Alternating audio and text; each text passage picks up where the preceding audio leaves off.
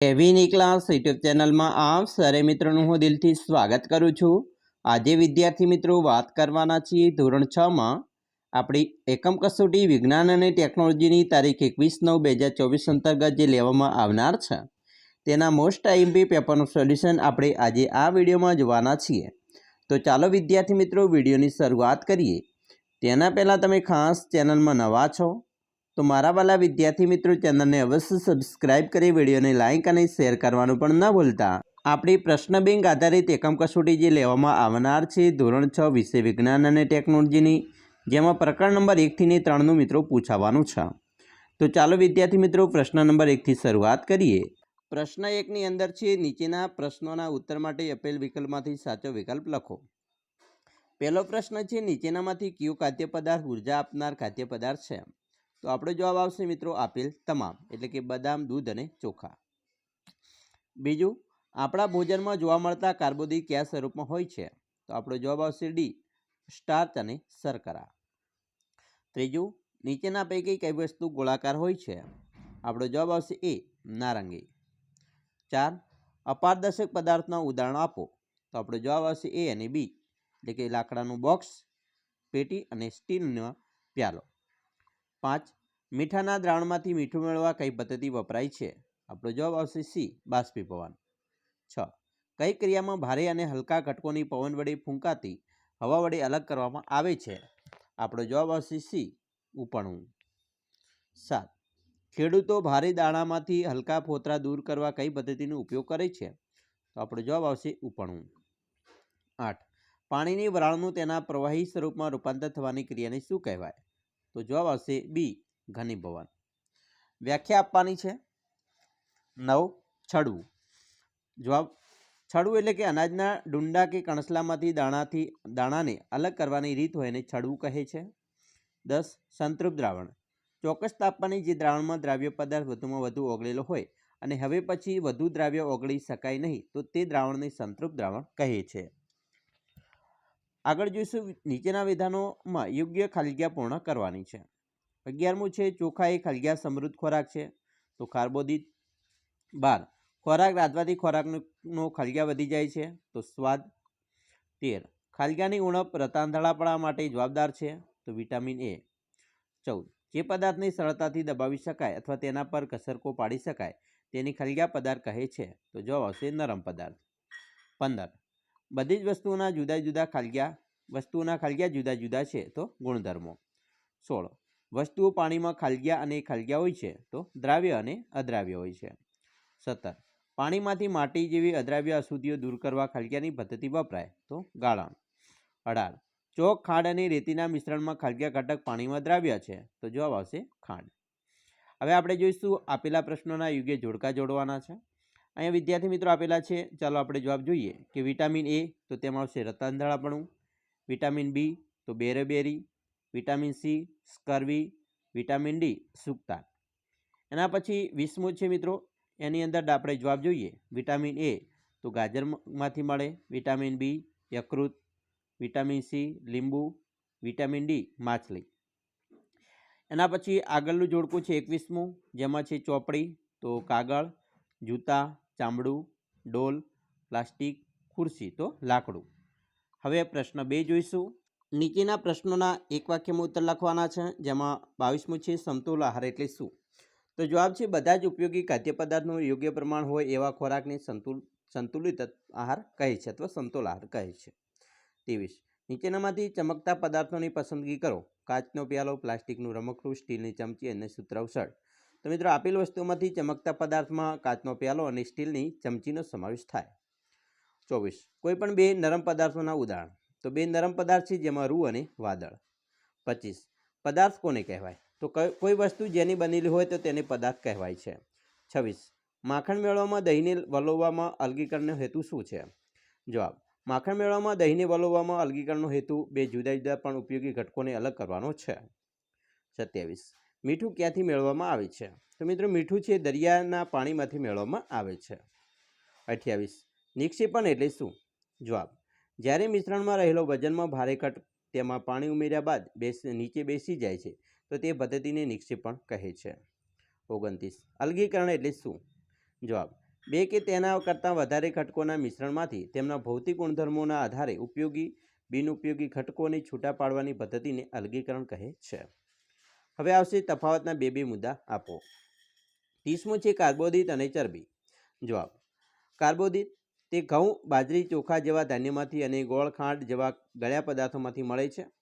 ચરબી તે દૂધ, માખણ, ઈંડા, માંસ, ઘી તેમજ મગફળી, ખાદ્યતેલ જેવા તેલી પદાર્થોમાંથી મળે છે. બીજું, કાર્બોદિત તે ચરબી કરતાં પ્રમાણમાં ઓછી શક્તિ આપે છે, જ્યારે ચરબી તે કાર્બોદિત કરતાં બમણી કે તેથી વધુ શક્તિ આપે છે. એના પછી 31મો છે પારદર્શક પદાર્થ અને અપારદર્શક પદાર્થ. પારદર્શક પદાર્થ જોઈએ તો જે પદાર્થમાંથી વસ્તુને આરપાર જોઈ શકાય તો તેને પારદર્શક પદાર્થ કહે છે. અપારદર્શક પદાર્થ જો જે પદાર્થમાં વસ્તુની આરપાર જોઈ શકાતી નથી તો તેને અપારદર્શક પદાર્થ કહે છે. કાચ, હવા, પાણી પારદર્શક પદાર્થ છે, જ્યારે ચોપડી, લાકડાનું ફર્નિચર, પૂઠાનું બોક્સ વગેરે અપારદર્શક પદાર્થ છે. એના પછી ગાળવું અને નિતારવું. ગાળવું ગાળવું એટલે મિત્રો કે આ પદ્ધતિ વડે પ્રવાહીમાંની ભારે તેમજ હલકી અદ્રાવ્ય અશુદ્ધિઓ દૂર કરી શકાય, જ્યારે નિતારવું તો આ પદ્ધતિ વડે પ્રવાહીમાંની ભારે અદ્રાવ્ય અશુદ્ધિઓ દૂર કરી શકાય છે. ગાળવું તો કે આ પદ્ધતિમાં સ્વચ્છ કાપડ, ગળણી, પત્ર કે ગાળણપત્રોનો ઉપયોગથી અશુદ્ધિઓ દૂર કરી શકાય છે, જ્યારે નિતારવું તો આ પદ્ધતિમાં સ્થિર રહેવા દીધેલા પ્રવાહીને ઉપરથી નિતારી લઈ તેમાંની અશુદ્ધિઓ દૂર કરી શકાય છે. પ્રશ્ન 3. નીચે આપેલા પ્રયોગનું આકૃતિ દોરી વર્ણન કરો. પ્રયોગ છે ખાદ્ય પદાર્થોમાં પ્રોટીનની હાજરીની તપાસવી. હેતુ: આપેલ ખાદ્ય પદાર્થોમાં પ્રોટીનની હાજરી તપાસવી, જેમાં સાધન સામગ્રીની જરૂર પડશે. આપેલા પદાર્થના નમૂના કોપર સલ્ફેટ, મોરથૂથું અને દ્રાવણ લેવાનું છે. કોસ્ટિક સોડાનું દ્રાવણ, કસનળીને ડ્રોપર. એ મિત્રો આકૃતિ છે તે પ્રમાણે આકૃતિ આપણે દોરવાની છે. પદ્ધતિ છે આપેલ ખાદ્ય પદાર્થોમાંથી કોઈ એક નમૂનો થોડી માત્રામાં લેવાનો છે. જો નમૂનો ઘન પદાર્થ હોય તો તેને દળીને ભૂકો બનાવો. કસનળીમાં પદાર્થનો તો થોડો ભૂકો લઈ તેમાં પાણી ઉમેરી પેસ્ટ બનાવો. હવે ડ્રોપરની મદદથી કસનળીમાં કોપર સલ્ફેટના દ્રાવણના 2 ટીપા અને કોસ્ટિક સોડાના દ્રાવણના 10 ટીપા નાખો. દ્રાવણને બરાબર હલાવી કસનળીને થોડો સમય રહેવા દો. દ્રાવણનો રંગ જાંબલી થાય છે કે નહીં તે જુઓ અને આ રીતે દરેક ખાદ્ય પદાર્થની કસોટી કરો. એનું અવલોકન છે કે દૂધ, મગફળી, કાચી તુવેર દાળની પાવડર, રાંધેલ દાળ, બાફેલ ઈંડું વગેરેનો રંગ જાંબલી બને છે. નિર્ણય: દૂધ, મગફળી, કાચી તુવેર દાળ, રાંધેલ દાળ, બાફેલું ઈંડું વગેરેમાં પ્રોટીન હોય છે. એના પછી 34મો છે ડહોળા પાણીમાંથી નિતારવા અને ગાળણની પ્રક્રિયા વડે અશુદ્ધિઓ દૂર કરી સ્વચ્છ પાણી મેળવવું. બરાબર.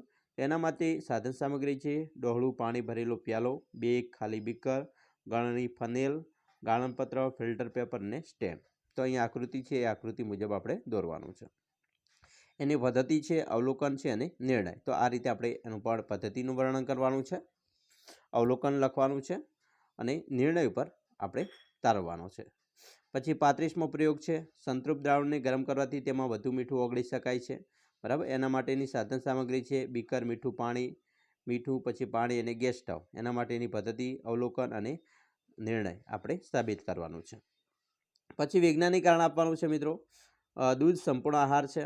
બરાબર. એનો જવાબ છે કે દૂધ એ સંપૂર્ણ આહાર તરીકે ઓળખાય છે. દૂધમાં વિટામિન સી સિવાય તમામ વિટામિન રહેલા છે. સામાન્ય રીતે ભેંસ, ગાય, બકરીના દૂધનો ઉપયોગ આહાર તરીકે ગુજરાતના લોકો કરે છે, જેમાં ગાયનું દૂધ શ્રેષ્ઠ ગણવામાં આવે છે.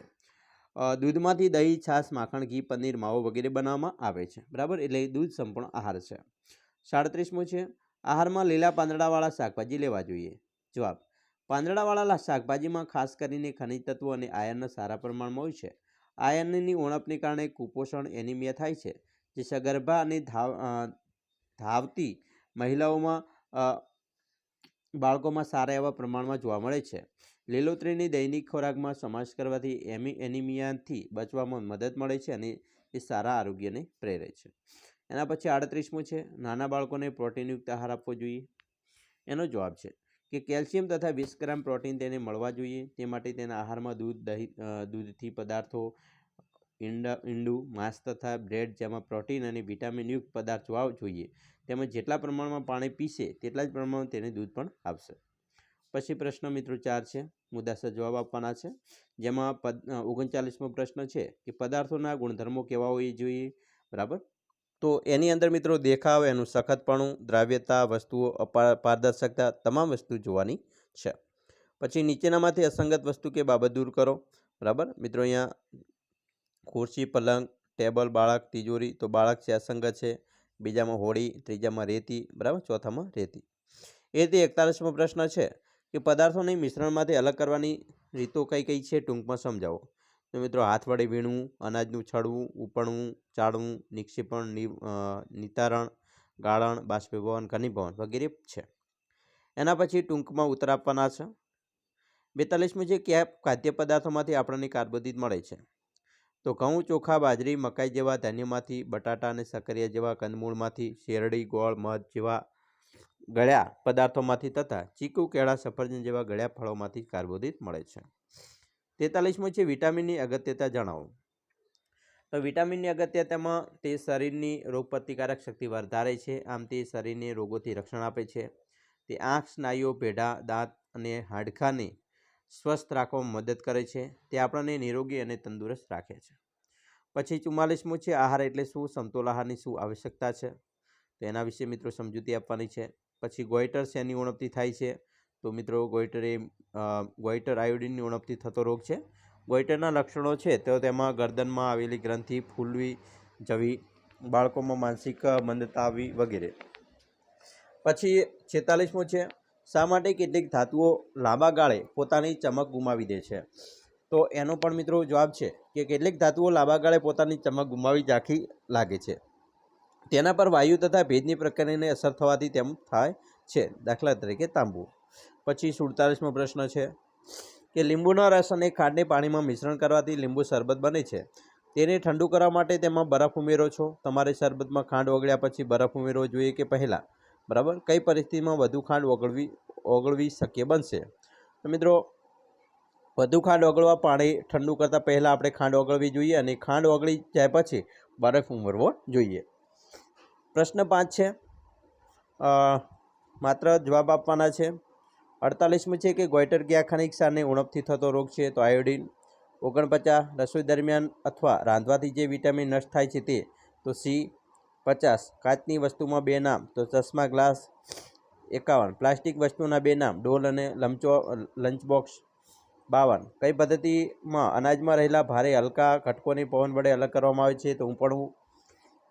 53 ખેડૂતો સામાન્ય રીતે કઈ પદ્ધતિનો ઉપયોગથી દાણામાંથી હલકા ફોતરા દૂર કરવા માટે કરે છે, તો ઉપણવું. પછી વિધાન ખરા ખોટા.